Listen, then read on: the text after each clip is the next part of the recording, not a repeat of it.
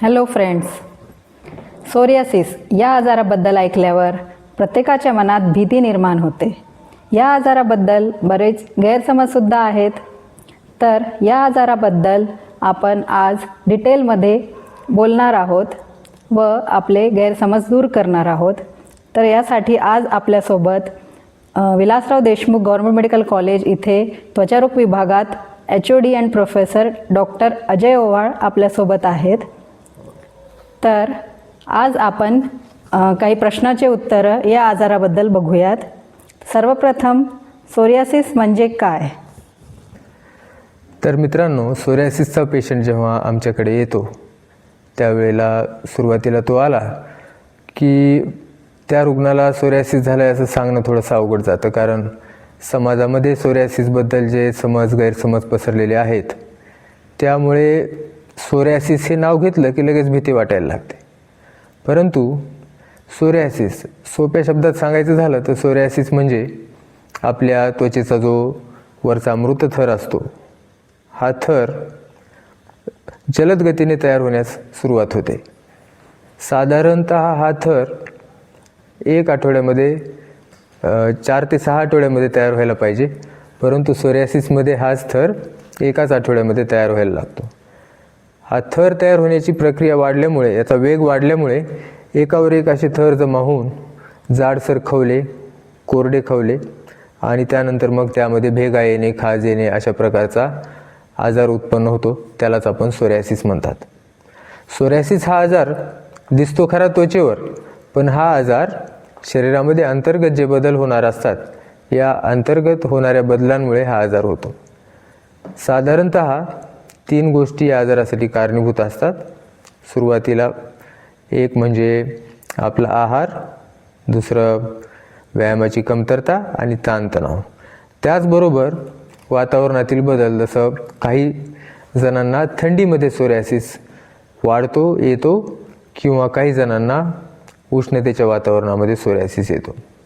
तर हे झाले साधारणतः कारणं. परंतु अशामध्ये आधुनिक संशोधनामध्ये जे आढळलेलं आहे की शरीरामध्ये ज्या रुग्णांच्या शरीरामध्ये चरबीचं प्रमाण जास्त असतं, अशी ही चरबी शरीरामध्ये अशी काही घातक केमिकल्स शरीरामध्ये सोडायला लागते, ज्यामुळे हा सोरियासिस उद्भवतो.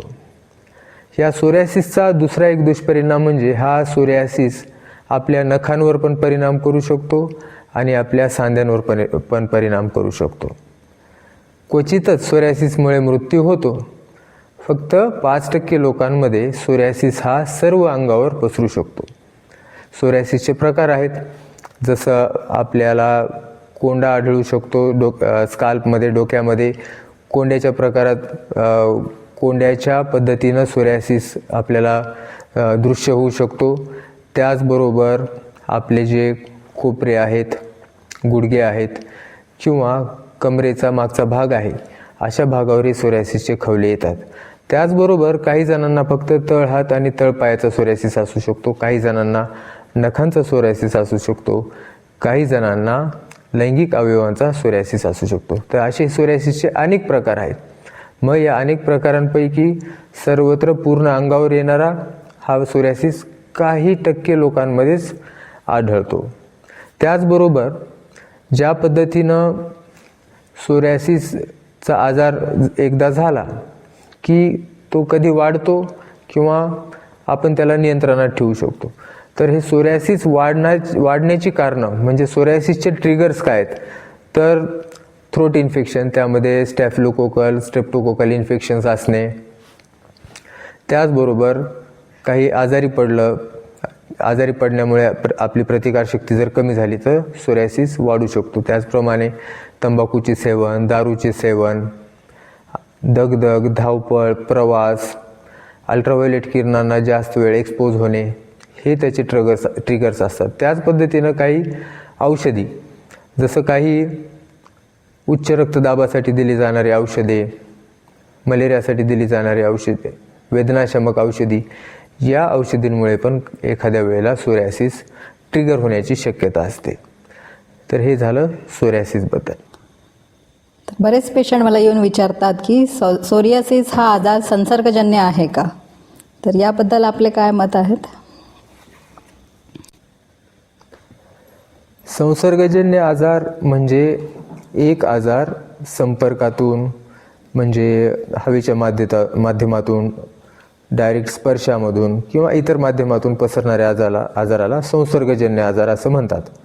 सोरियासिस हा कोणत्याही जंतूंमुळं न होणारा आजार असल्यामुळे सोरियासिस हा बिलकुल संसर्गजन्य नाही आहे.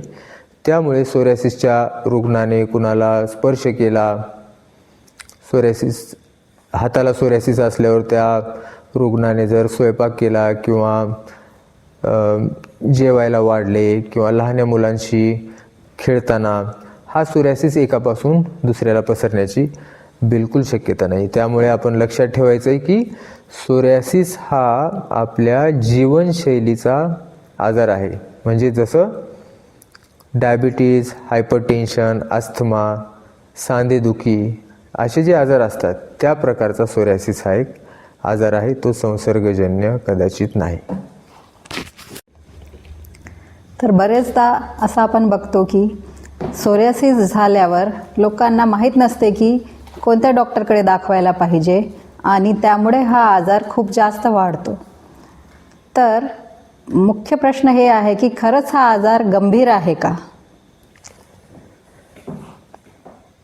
जगामध्ये वेगळ्या वेगळ्या अभ्यासांती असं निष्कर्ष निघालेला आहे की सोरियासिसमुळे आपल्या जीवनाची क्वालिटीमध्ये बराच फरक पडू शकतो.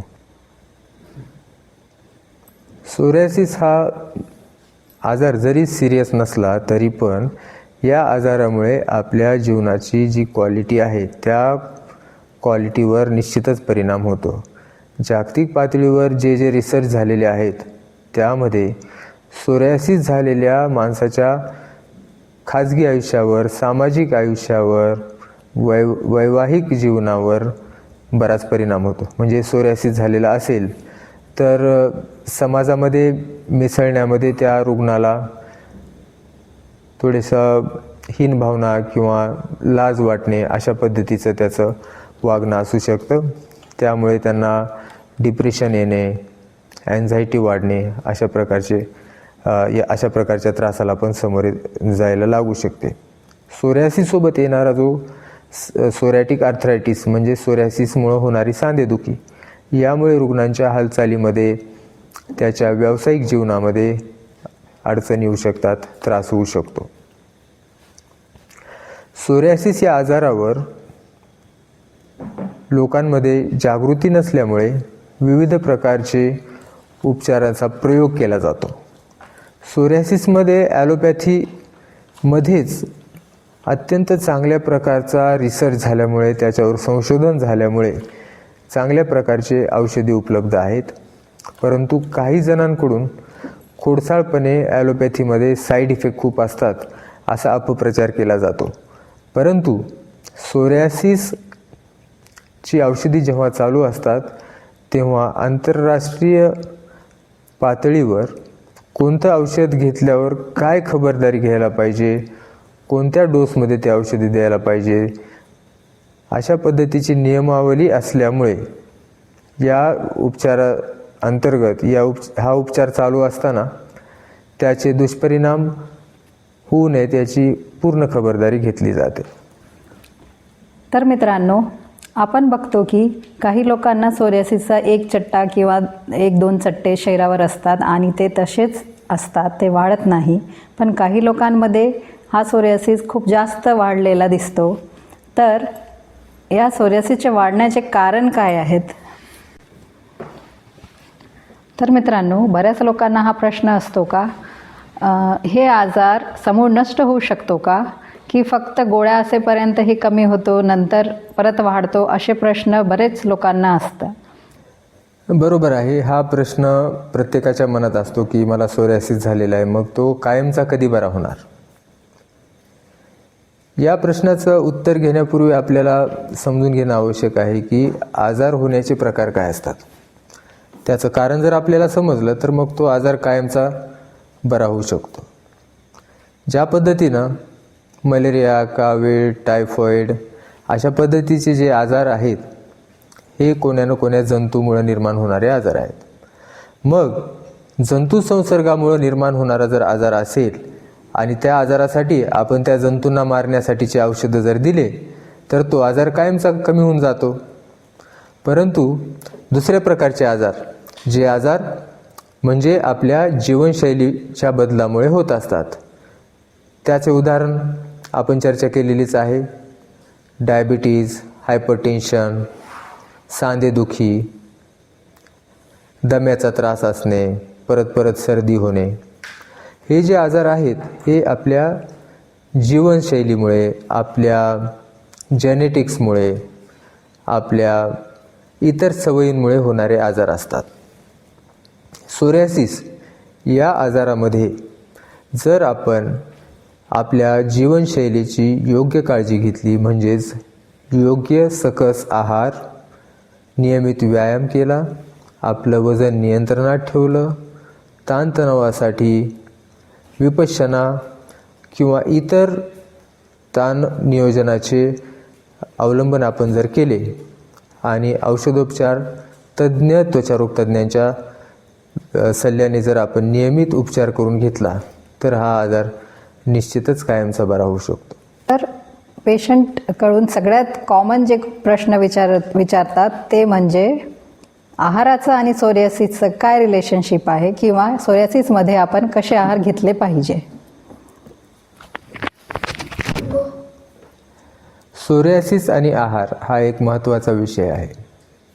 सोरियासिस या आजारामध्ये जेव्हा त्वचेचा दाह निर्माण होतो त्याला अनेक कारणं असू शकतात. त्यापैकी एक कारण म्हणजे आपल्याला अपचन होणे, आपल्या आतड्यातून काही पदार्थ चांगल्या पद्धतीनं पचन न झाल्यामुळे त्याचे अँटीजन्स तयार होतात आणि त्या अँटीजन्समुळे आपल्या शरीरावर दाह होऊ शकतो. तर या सोरियासिसच्या रुग्णांमध्ये असं आढळलेलं आहे की ग्लुटेन, जे की गहू व इतर पदार्थांमध्ये आढळतं, असे पदार्थ जर सोरियासिसच्या रुग्णांनी टाळले तर सोरियासिस कमी होण्यामध्ये मदत होते. त्याचबरोबर ज्या रुग्णांचे कमरेचा घेर जास्त होता, त्यांचं वजन ओबीज म्हणजे लठ्ठ यांच्या रेंजमध्ये होतं, त्याचबरोबर त्यांचं फास्टिंग इन्सुलिन जास्त आहे, त्यांची फास्टिंग उपाशीपोटीची शुगर जास्त आहे आणि त्यांचं कोलेस्ट्रॉल आणि ट्रायग्लिसराईड लेवल्स वाढलेले आहेत, अशा रुग्णांमध्ये सुद्धा सोरियासिसचं प्रमाण जास्त आढळून आलं. त्यामुळं लठ्ठपणा कमी करणारे पदार्थ, उदाहरणार्थ कार्बोहायड्रेट्स म्हणजे ज्या पद्धतीनं साखर, शर्करायुक्त पदार्थ, मैद्याचे पदार्थ, तळलेले पदार्थ, या गोष्टी जर टाळल्या तर सोरियासिस कमी होण्यास मदत होते. मग या गोष्टी टाळायला पाहिजे तर जास्त गोष्टी कोणत्या घ्यायला पाहिजे? ज्या निसर्गातून आपल्याला सरळ आपल्यापर्यंत पोहोचतात. मानव जेव्हा या अन्नपदार्थांवर प्रक्रिया करतो तेव्हा त्याची न्यूट्रिटिव्ह व्हॅल्यू कमी होते. त्यामुळे नैसर्गिक पदार्थ आपल्या आहारामध्ये जर समावेश केला, ज्यामध्ये की भाजीपाला, फळे, मोड आलेली मटकी, दही इत्यादी पदार्थाचा सोरियासिस कमी होण्यामध्ये मदत होते. सोरियासिसचा प्रेग्नन्सीवर काय परिणाम होतो आणि प्रेग्नन्सीमध्ये सोरियासिसवर काय परिणाम होतो? महिलांना गरोदरपणात सोरियासिस वाढतो का किंवा सोरियासिसची ट्रीटमेंट चालू असताना गरोदर राहता येते का? यावरून मला एक पेशंट, एका रुग्णाबद्दल मला आठवलं की तो रुग्ण माझ्याकडे आला, स्त्री होती. त्यांचं पहिलं मूल 12 वर्षाचं होतं आणि त्यांना कुणीतरी सांगितलं होतं की सोरियासिस असल्यामुळे त्या जर दुसऱ्या मुलासाठी त्यांनी प्रयत्न केला, गरोदर जर राहिल्या तर त्यांचा सोरियासिस वाढेल आणि मग त्यांना त्यांच्या जीविताला धोका होऊ शकतो. तर सोरियासिस हा आजार काही रुग्णांमध्ये गरोदरपणामध्ये वाढू शकतो. परंतु गरोदरपणामध्येही जरी सोरियासिस वाढला तरी त्यावर योग्य असे उपचार आहेत जे उपचार आपण केले तर त्यांचा जो गरोदरपणा आहे तो सुरळीतपणे पार पडू शकतो.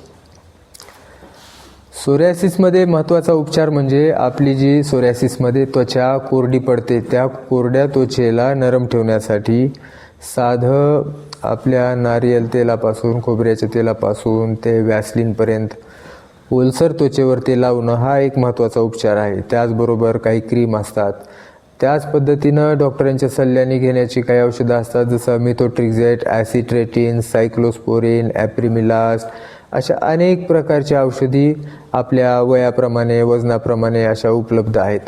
त्याचबरोबर आपण शुगर कमी करणारे औषधं, चरबी कमी करणारे औषधं जर घेतले, काही ओमेगा 3 फॅटी ॲसिड्स असतात ते औषधं जर घेतले, काही अँटीऑक्सिडंट असतात, यामुळे सोरियासिस कमी होण्यासाठी मदत होते. आणि कुठलाही साईड इफेक्ट नसणारी ट्रीटमेंट म्हणजे अल्ट्राव्हायोलेट बी फोटोथेरपी. ही 7 वर्षाच्या लहान मुलांपासून ते गरोदर स्त्रियांपर्यंत ही उपचार पद्धती कुठल्याही साईड इफेक्टशिवाय, कुठल्याही घातक परिणामाशिवाय आपण देऊ शकतो आणि अशा अनेक माध्यमातून सोरियासिस चांगल्या पद्धतीनं आपण नियंत्रणात आणू शकतो. तर मित्रांनो, जेव्हा त्वचारोग तज्ज्ञाकडून पेशंटला कळालं आहे की त्याला सोरियासिस झाला आहे आणि त्याचा सोरियासिस आटोक्यात आहे, अशा पेशंटनी आपली जीवनशैली कशी ठेवायला पाहिजे व त्यांनी कसं राहायला शिकले पाहिजे, तर त्या पेशंटनी समाजात कसं वावरलं पाहिजे व सोरियासिससोबत कसं राहायला शिकले पाहिजे. सोरियासिसचं प्रमाण जगामध्ये लोकसंख्येच्या 1% एवढं आहे. म्हणजे सोरियासिस खूप जणांना होतं, परंतु आपल्याला सोरियासिस झाला की आपल्याला वाटतं की आपल्या एकट्यावरच हे संकट कसं आलेलं आहे, मलाच का आजार झाला, आणि त्यामुळे आपण ताणतणावामध्ये अजून जास्त गुंतत जातो. परंतु आपल्याला सोरियासिस झाला आहे हे कळालं म्हणजे आपण सुदैवी समजायचं की कुठलाही मोठा आजार नाही झाला. सोरियासिस झाला आहे म्हणजे आपल्याला आपल्या जीवनशैलीमध्ये परिवर्तन करायचं आहे. आपल्याला स्वतःसाठी कमीत कमी दिवसातून 1 तास एवढा वेळ आपल्या व्यायामासाठी द्यायचा आहे.